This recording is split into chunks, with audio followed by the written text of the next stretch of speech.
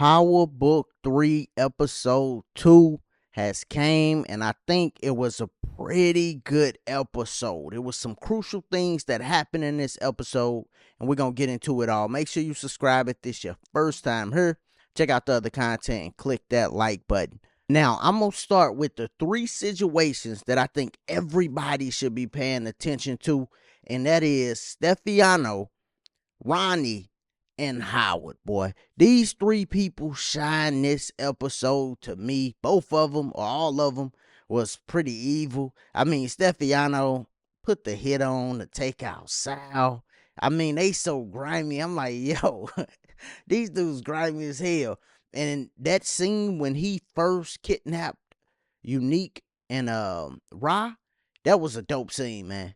The whole conversation piece, the dialogue between them was impressive. And he's a great actor. I'm glad they hired him for that position because he really shines in that role.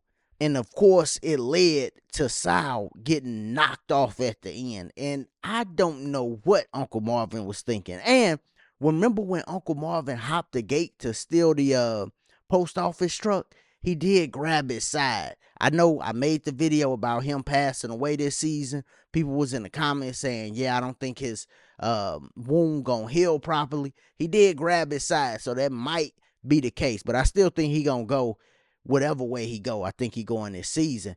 But Uncle Marvin did that job so risky, man. Like, I'm thinking he might go this episode, like right at the end. I thought he was gonna take another shot. Like, dog, you about to hit him in front of all his people? So Sal got the baby in his hand. I'm glad he let him pass the baby off. But then he hits him while all his people's around. Everybody is right there. So right after he hits Sal, he got to take out some more people. And then, because Uncle Lulu is off his square completely, Uncle Marvin got to rely on the dude in the wheelchair. I'm like, yo, son, if this goes sideways, Uncle Marvin ain't gonna have nobody there to help him. Like, what if the dude in the wheelchair got to get out that mail van or whatever they had, mail truck, to do anything else? Like, dog, you gonna be screwed. Now, I'm glad he survived, but boy, that was just risky, man. Uncle Lulu gotta get back on his square. I think him working with Jukebox, on her singing thing, that's gonna help Uncle Lulu. That's gonna help him kind of remember who he was and get back on his square and start back doing the music. Because him drinking, just all arguing with people in the club, got the girls running away from him. He got a little Ronnie energy going on. You see Ronnie in the club, Ronnie like, I don't want no women. I ain't never seen nothing like that from somebody that just got out of prison. But Uncle Lulu gotta switch it up. It's 2 white dudes looking like they had the drop on them. Come to find out, they just want to buy coke. Now, Uncle Marvin was not only risky with the hit that he did on Sal, he was also risky giving them dudes his pager number. Like, bro, you just met these 2 white dudes in a bathroom. You supposed to be like one of the top guys. That's real risky because to me, both of them look like they could be cops. Both of them look like they could be cops. So it's like, yo, dude, you really, you risking it just meeting 2 random people. But I am glad we get Uncle Marvin for a few more episodes or more episodes. I'm glad he didn't die this episode. Now, we also had Howard. Oh, man. Howard was looking like a demon this episode, dog. When Aldina was running around trying to talk to people and she trying to tell everybody about Burke's story and the different things she got, man, Howard in the background looking at her like, yo, you better chill out or you gonna be next. Don't force my hand. That's how he was looking at her, especially when Aldina was talking to Burke's dad. Howard in the background like, yeah, I you see how your girl just went out. You better chill out because you gonna be next. He was looking like a straight demon. And that speech he gave, great. I mean, powerful. And he the one that knocked her off. You see Jukebox was in the cut. She looking at the scene, but yeah, man, Howard was shining this episode to me, man. I mean, the whole speech was phenomenal. him playing the little demon role, like he watching everything.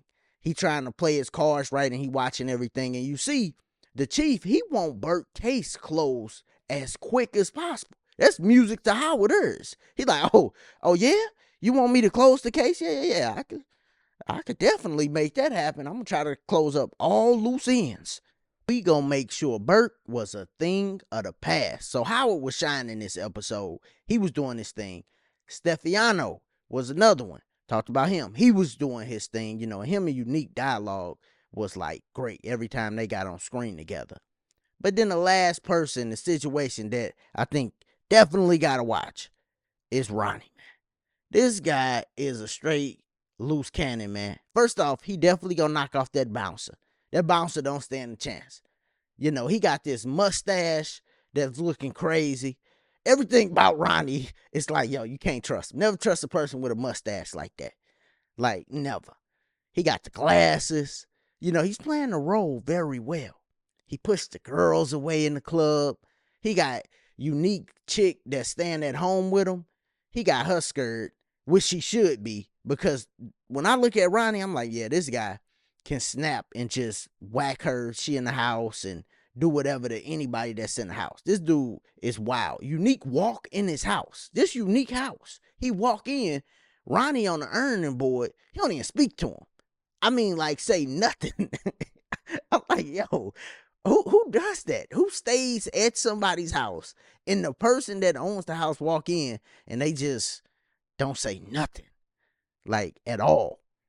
So this guy is definitely somebody that Unique gonna have to end up taking out. I do not think Ronnie is gonna be somebody Unique gonna be trusting for too long, because he's just a wild card and he want to do his own thing, and then he want to take out Ra. That's the thing too. Like, he don't like Ra, and Unique and Ra, they been kicking it. They've been doing their thing, and Unique like Ra. I genuinely think that he like her, and I think Ra like him too. They just can't fully trust each other yet because they both in the game, but I think they both like each other. But Ronnie, gotta watch him. Now, other things I like this episode was Kanan and Famous finding they new hustle. They gonna have the guy Paul actually working for them. Kanan's smart for going to him later and then like, yo, this is what I want to do. And the good thing about what Kanan is like presenting to Paul, he's talking about weed. You see, that's an easy presentation because it ain't like no hard stuff. These are different games. People that don't know that, when you selling weed, that's one thing, all right?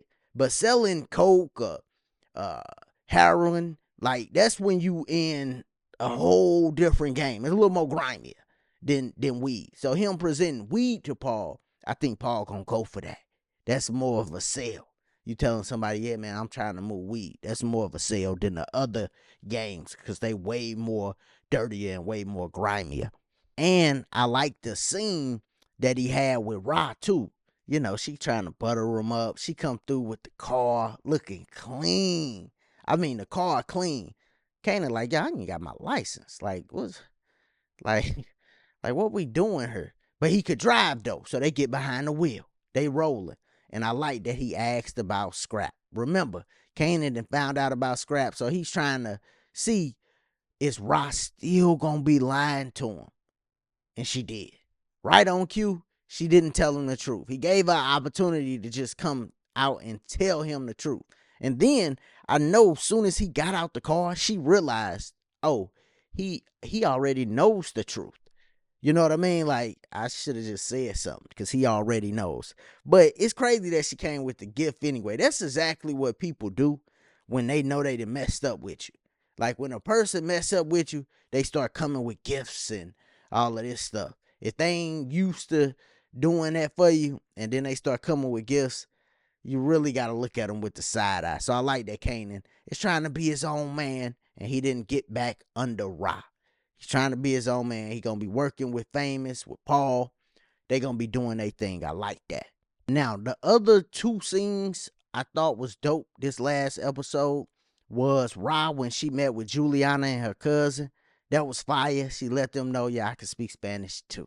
All right, and then she told Juliana, like, yeah, you was the person I was buying Newports from. Like, who are you? When you become this big boss? So I like that. And then I also like that Jukebox is trying to join the military. You know, I've been in that position, you know, having to take the ass vap and all of that.